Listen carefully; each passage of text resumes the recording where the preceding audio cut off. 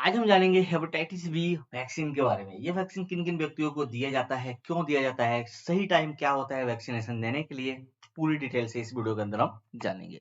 तो सबसे पहले हम जान लेते हैं हेपेटाइटिस बी का जो वैक्सीन होता है, वो हेपेटाइटिस बी वायरस से बचने के लिए लगाया जाता है।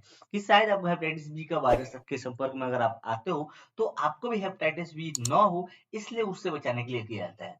इसे हम हेपेटाइटिस बी इम्यून ग्लोबुलिन यानी एचबीआईजी शॉर्ट भी कहा जाता है। यह टीका हमारा लीवर में होने वाले हेपेटाइटिस बी संक्रमण से हमको बचाता है।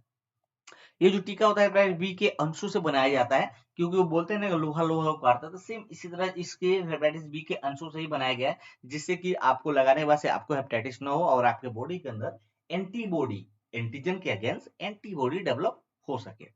यह टीका हमारे मांसपेशियों में इंजेक्शन के द्वारा लगाया जाता है और इसको देखभाल करने वाले पेशेवर कोई डॉक्टर या फिर नर्स ही लगा सकती है।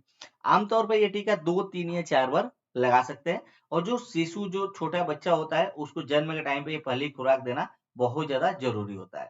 ये जो टीका होता है वो हमारे लिवर कैंसर में भी रोकथाम करने में मदद आता है और ये टीका लगाने के बाद से आपको कुछ तरह की प्रॉब्लम देखने को मिल सकता है। जो हेपेटाइटिस बी होता है, यह हमें अगर कोई बच्चा अगर जन्म ले रहा है, तो 24 घंटे के पहले यह देना बहुत ज़्यादा अनिवार्य होता है। उसके बाद से आप 1 से 2 महीने की उम्र में दे सकते हैं और फिर तीसरा आप 6 से 18 महीने की उम्र में यह हेपेटाइटिस का टीका दे सकते हैं।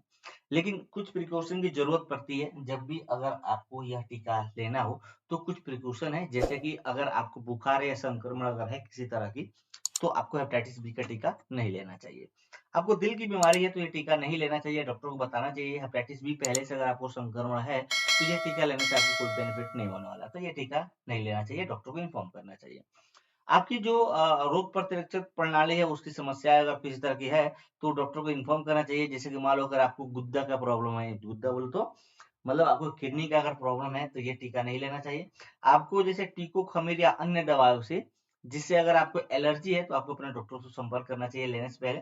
कोई गर्भवती महिलाएँ हैं, तो उन्हें गर्भवती महिलाएँ हैं या गर्भ धारण करने वाली हैं, तो ये टीका लेने से बचना चाहिए आपको।